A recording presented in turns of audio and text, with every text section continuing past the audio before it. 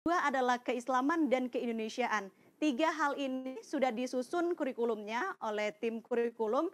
Bagaimana mahasiswa UIC misalnya budaya digital. Di tahun pertama, semester 1, semester 2, mahasiswa UIC itu harus mengikuti sertifikasi dan pelatihan. Apa saja pelatihannya? Itu ada pelatihan digital marketing, kemudian content creator, bagaimana mengedit video, video maker lah ya, animasi dan sebagainya. Dan yang ketiga itu adalah web development atau pengembangan website gitu. Nah, itu adalah keahlian digital dasar bagi mahasiswa UIC di tahun pertama. Oke, saya ulangin lagi ini Prof. Arif Satria, pertanyaannya dari Ahkam Jayadi di chatroom. Halo Pak Ahkam Jayadi, dari apa yang Prof uraikan di mana kita letakkan dan pengaruh pendidikan agama, mohon penjelasan. Silakan Prof. Arif.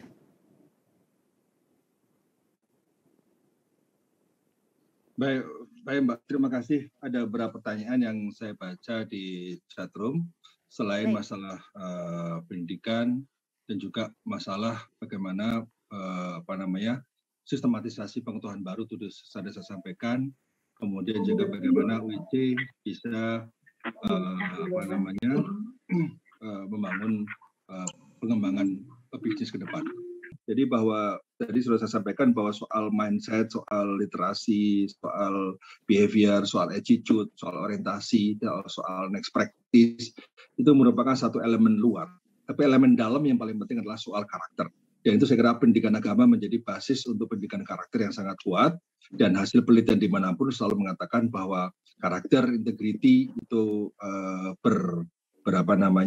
bersenyawa dan kemudian menjadi kekuatan dimanapun orang lain akan menjadi sukses.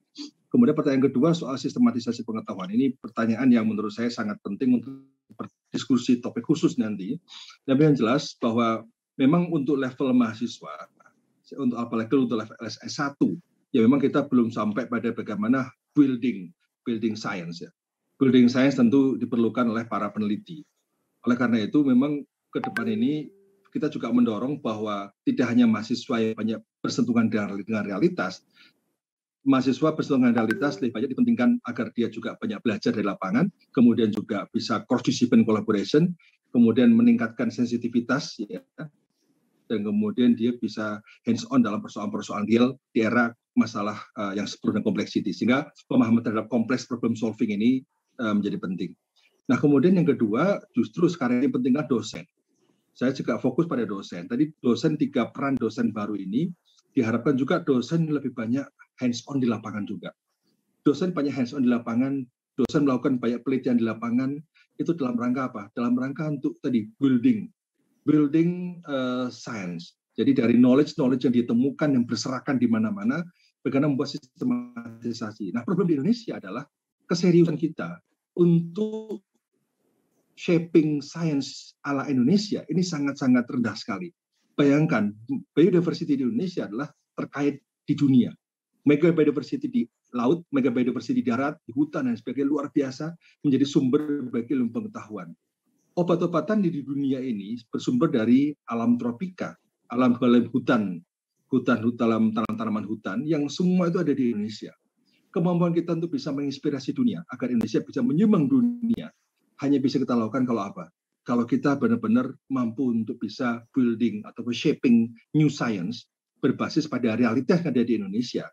Satu, realitas alam dengan mega biodiversity, kemudian kedua realitas sosial dengan diversity yang kita miliki, agar kita itu bisa memberikan sumbangan buat ilmu pengetahuan dunia.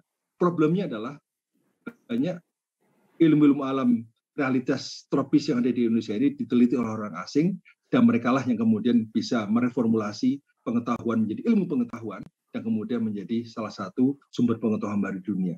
Inilah oleh karena itu ini tantangan buat kita para ilmuwan di Indonesia, adalah tugasnya adalah tadi shaping new science agar apa? Agar kita leading. Karena apapun juga, negara manapun juga yang bisa sukses memimpin dunia adalah negara-negara yang memiliki kekuatan sains yang kuat. Nah, kemudian soal literasi tadi, soal skill tadi, bagaimana UIC bisa menerapkan.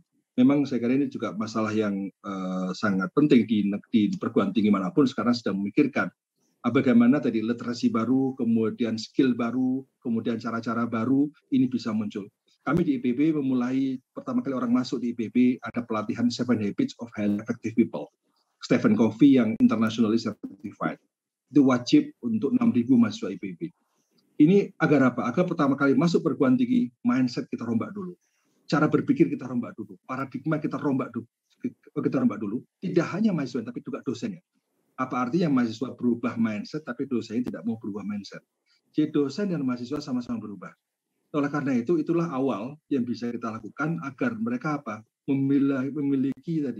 Memiliki imajinasi, memiliki creativity, memiliki mindset baru, memiliki cara berpikir baru, memiliki kemampuan freedom yang lebih besar lagi untuk menggali, mengeksplor pengetahuan-pengetahuan baru di lapangan. Jadi saya kira diperlukan modal dengan cara-cara itu. Dan saya kira itu yang terakhir adalah pertanyaan tentang bisnis. Ya, saya bukan ahli bisnis, ya, tapi yang jelas bahwa saat ini memang UIC positioning adalah positioning sebagai digital university, digital university. Nah, saya belum tahu apakah diarahkan nanti ke depan menjadi research university ataukah teaching university. Ya, ini kalau itu diarahkan teaching, apapun mau research maupun teaching, maka sentuhan entrepreneuriality menurut saya sangat penting. Entrepreneurship menjadi penting agar kalau teaching university bisa menjadi entrepreneurial university, kalau research university bisa menjadi techno sociopreneur university. Dan ini ke depan menjadi sangat penting agar apa? Agar perguruan tinggi bisa melahirkan satu lulusan unggul yang menjadi opportunity creator, menjadi job creator, menjadi pencipta lapangan kerja.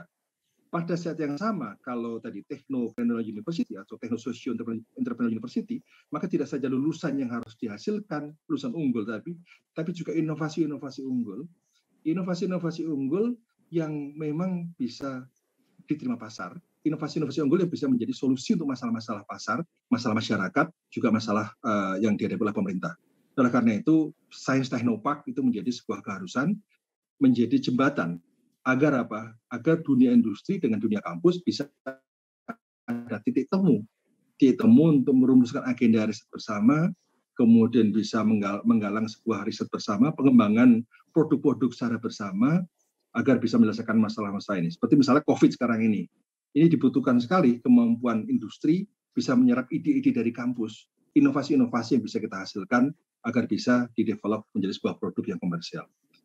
Jadi saya akhiri dari saya ucapkan terima kasih dan sukses selalu untuk UIC, dan saya yakin dengan adanya platform baru sebagai Digital University ini menjadi satu future practice yang akan menjadi trendsetter bagi pendidikan di Indonesia. Selamat Bang Laude dan para wakil rektor dan kawan, semoga sukses. Assalamualaikum warahmatullahi wabarakatuh. Waalaikumsalam warahmatullahi wabarakatuh.